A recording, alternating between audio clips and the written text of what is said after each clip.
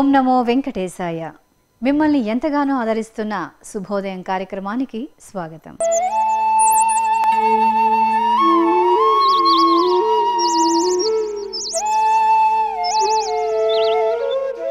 మన నిత్య జీవన విధానంలో ఏ విధంగా నడుచుకోవాలో ఎంతో మంది ఋషులు మనకు తెలియజేశారు. వాటిలో కొన్నింటిని ఈరోజు ఋషి వాక్యం ద్వారా తెలుసుకుందాం. శ్రీకృష్ణరాయ భూప సుధీకృత కనకాభిషేక దివ్యాకృతి సుశ్లోకానేక సుకీర్తి శ్రీకాంత హృదయ సదయ చిన్మయమూర్తి. శ్రీకృష్ణదేవరాయల వంటి చక్రవర్తులు శరణాగతులై ఎందరో కలియుగ ప్రత్యక్ష దైవమైనటువంటి ఆ దేవదేవునికి కనకాభిషేకం వంటి సేవలు చేశారు. ఎన్నో కైంకర్యములు చేశారు. ఆ చేయడంలో ఒక సమర్పణ బుద్ధితో చేశారు. భారతీయ సంస్కృతి దేవాలయ సంస్కృతి. మనం దేవాలయానికి వెళ్ళి అర్చామూర్తి అయినటువంటి ఆ పరమాత్మను మనం సేవిస్తూ ఉంటే అర్చామూర్తిని సేవించడం చేత అంతరంగమూర్తి కూడా ఆవిష్కరింపబడతాడు. ప్రతి జీవులకు సర్వాంతర్యామి అయి పరమాత్మ ఉన్నాడు. అంగుష్ఠమాత్ర పురుషోత్తరాత్మ సదా జనానాం హృదయే సన్నివిష్టః అని, అణోరణీయాన్ మహతో మహీయాన్ అని కఠోపనిషత్తు కానీ, శ్వేతాస్వరతరోపనిషత్తు కానీ, ఇంకా ఎన్నో ఉపనిషత్తులు ప్రతి జీవుల యొక్క హృదయంలోనూ పరమాత్మ అంగుష్ఠమాత్ర దేహుడై ఉన్నాడు అనే తత్వాన్ని ప్రతిపాదిస్తున్నాయి. అలా అంగుష్ఠమాత్ర దేహుడై ఉన్నటువంటి పరమాత్మను మనం ఎలా చూడగలము? మన మనస్సులోనే ఉన్నాడు ఆయన, మన అంతరంగంలోనే ఉన్నాడా పరమాత్మ, మన బొటనవేలి ప్రమాణంలో ఉన్నాడా పరమాత్మ, మన గుండెలలో ఉన్నాడా పరమాత్మ అంటే ఆ బొటనవేలి ప్రమాణంలో ఉండే పరమాత్మను దర్శించడమే యోగ దృష్టి. యోగులు అటువంటి పరమాత్మను చూడగలుగుతూ ఉన్నారు. భాగవతంలో కూడా పరీక్షణ్ మహారాజు మాతృగర్భములోనే ఆ పరమాత్మను చూచాడు.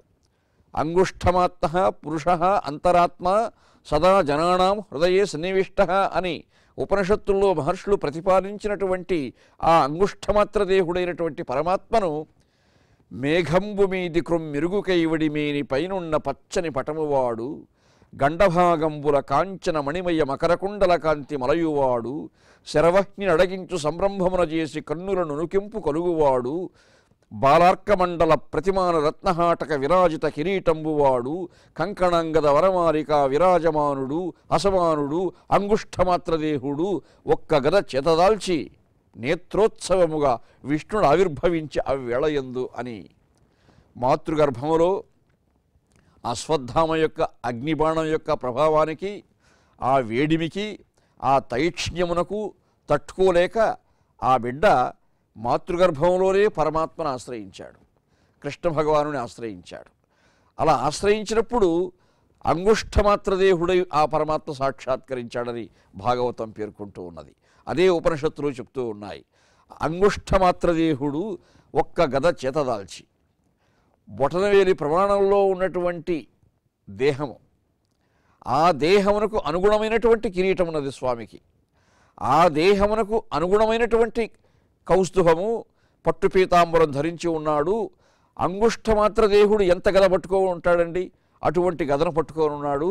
అటువంటి మూర్తి, ఆ దివ్యమంగళమూర్తి ఈ బిడ్డకు సాక్షాత్కరించాడు మాతృగర్భంలో, ఉత్తరాగర్భంలో.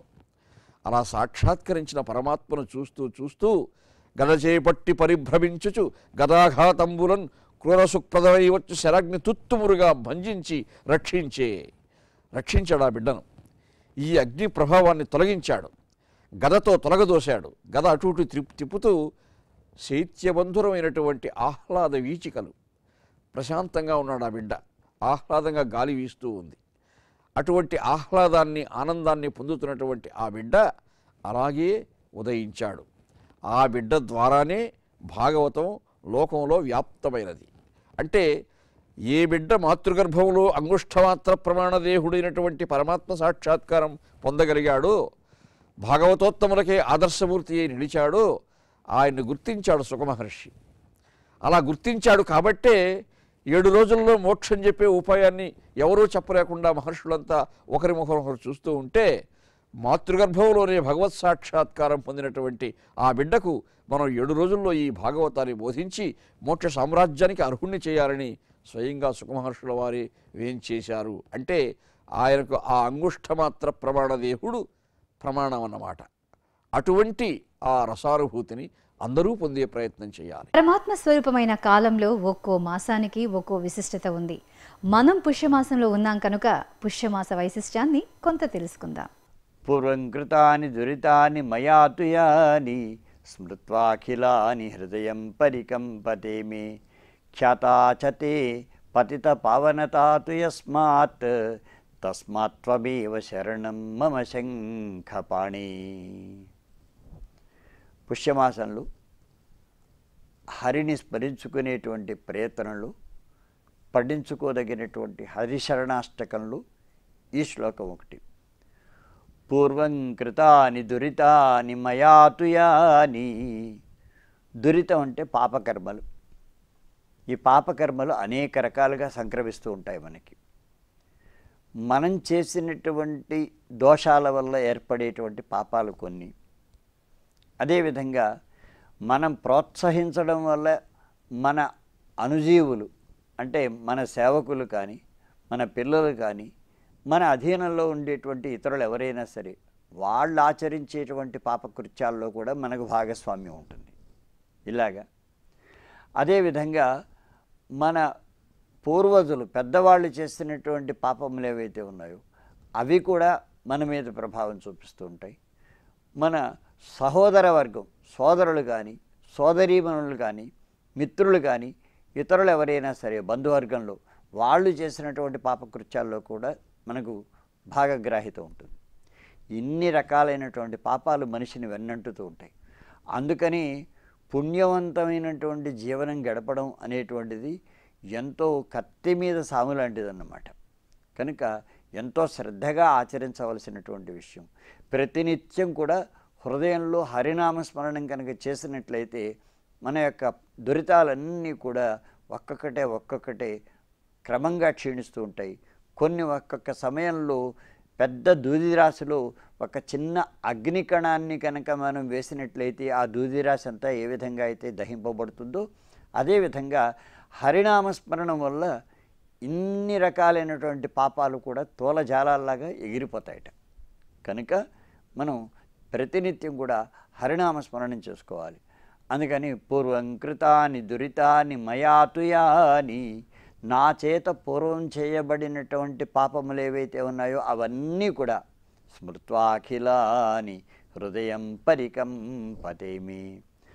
అఖిలాని తాని స్మృత్వ అంటే ఆ పాపములనన్నిటినీ కూడా స్మరించడం వల్ల హృదయం మే పరికంపతే. నా యొక్క హృదయం కంపిస్తున్నది భయంతో. ఎటువంటి జీవనాన్ని నేను పొందబోతున్నాను, ఎన్ని వేల జన్మల్ని మళ్ళా నేను పొందాలో, ఏ నరకాలని నేను చూడవలసి వస్తుందో, ఎటువంటి దండనకు నేను గురి కావలసి వస్తుందో, ఇలాంటి భయాలన్నీ నన్ను చుట్టుముడుతున్నాయి. ఇక్కడ ఒక విషయాన్ని మనం గమనించాలి. మనం చేసేటువంటి తప్పు కూడా మనకి ఒప్పులాగా కనబడుతూ ఉంటుంది. మనం ఎన్నో పాపాలను చేసినా అవి పాపాలు అనుకోకుండా మనం వాటిని సమర్థించుకుంటూ ఉంటాం. కానీ ఇలా సమర్థించుకునేటువంటి అజ్ఞానం తొలగి నేను చేసేటువంటి కృత్యాలు పాపకృత్యాలు అని భావించుకోగలిగినటువంటి స్థితికి ఒక వ్యక్తి చేరుకున్నాడు అంటే అది ఒక విధమైనటువంటి పవిత్రత. ఆ పవిత్రతలోనే హరిని స్మరించుకోవాలి అనేటువంటి ఒక కర్తవ్యం కూడా సూచింపబడుతూ ఉంటుంది. అటువంటి స్థితిలో ఉన్న భక్తుడు స్మరిస్తున్నటువంటి విషయం అన్నమాట ఇది మనకు మార్గదర్శకం. కనుక ఆ పాపములన్నింటినీ కూడా నేను స్మరించుకోవడం వల్ల నా హృదయం కంపిస్తున్నదయ్యా. ఎందుకు కంపించడం అంటే ఈ జన్మలో శిక్షను పొందుతానని కాదు, ఎన్ని జన్మలను నేను మళ్ళా ఎత్తాలి అనేటువంటి విషయాన్ని తెలుసుకోవడం కోసం అన్నమాట. ఖ్యాతాచతే పతిత పావనత తు యస్మాత్. పతిత పావనుడవు నీవు అంటే పాపములను ఆచరించినటువంటి వారిని పవిత్రుల్ని చేయగలిగినటువంటి వాడవు నీవు. పతిత పావన శబ్దం మనకు చాలా ప్రసిద్ధంగా పూరీ క్షేత్రంలో ఉన్నటువంటి జగన్నాథస్వామి విషయంలో లోక వ్యవహారంలో ఉన్నది. అందుకని పతిత పావనుడు అంటే ఆ హరిస్వరూపుడైనటువంటి జగన్నాథుడు అని. కనుక ఆ జగన్నాథ స్వామిగా కూడా మనం శ్రీహరిని స్మరించుకోవచ్చు అన్నమాట. కనుక నీవు పతిత పావనుడవు అని లోకంలో ప్రసిద్ధి. నేను అనేక రకాలైనటువంటి పాపకర్మలను చేస్తున్నాను, ఎన్నో రకాలైనటువంటి పాపాలని సంతరించుకుని ఉన్నాను నేను. నా హృదయం ఏమో చాలా కంపిస్తూ ఉన్నది. కనుక ఇటువంటి సమయంలో నీవు మాత్రమే ఓ శంఖధారి నాకు రక్షకుడవయ్యా, నీవు మాత్రమే నన్ను రక్షించగలిగినటువంటి వాడివి అని మనం ఈ స్తోత్రంలో ఆ హరిని స్తుతి చేసుకోదగినటువంటి మాసం ఈ పుష్యమాసం. ఈరోజు తిథివార నక్షత్రాల విషయాలను తెలుసుకుందామా? ఈరోజు ఫిబ్రవరి 2వ తేదీ చాంద్రమాన విలంబినామ సంవత్సర ఉత్తరాయణ హేమంత ఋతువులో పుష్యమాసంలో కృష్ణపక్షంలో త్రయోదశి తిథి పూర్వాషాఢ నక్షత్రం శనివారం. ఇక్కడ మనకు కొన్ని విశేషాలు ఉన్నాయి. తిథి త్రయోదశి శనివారం. శనివారంతో కూడినటువంటి త్రయోదశి అనేటువంటిది శివ సమర్చనానికి చాలా శ్రేష్టమైనటువంటి సందర్భం అది. ఇక్కడ ముఖ్యంగా మనకు శని త్రయోదశి తిథి నాడు శని ప్రతిష్ఠితమైనటువంటి ఈశ్వరాలయం అనేటువంటిది తూర్పుగోదావరి జిల్లాలో మనకు ఒక ప్రశస్తమైనటువంటి మందపల్లి అనే గ్రామంలో ఉన్నది. ఈ శని ప్రతిష్ఠిత ఈశ్వరాలయంలో శివునకు తైలాభిషేకం చేస్తారు. ఒకే ప్రాంగణంలో ఈ మందపల్లి క్షేత్రంలో 3 శివాలయాలు ఉన్నాయి. బ్రహ్మ ప్రతిష్ఠిత శివాలయం, కర్కోటకేశ్వర ప్రతిష్ఠిత శివాలయం, శని ప్రతిష్ఠితమైనటువంటి ఈశ్వరాలయం.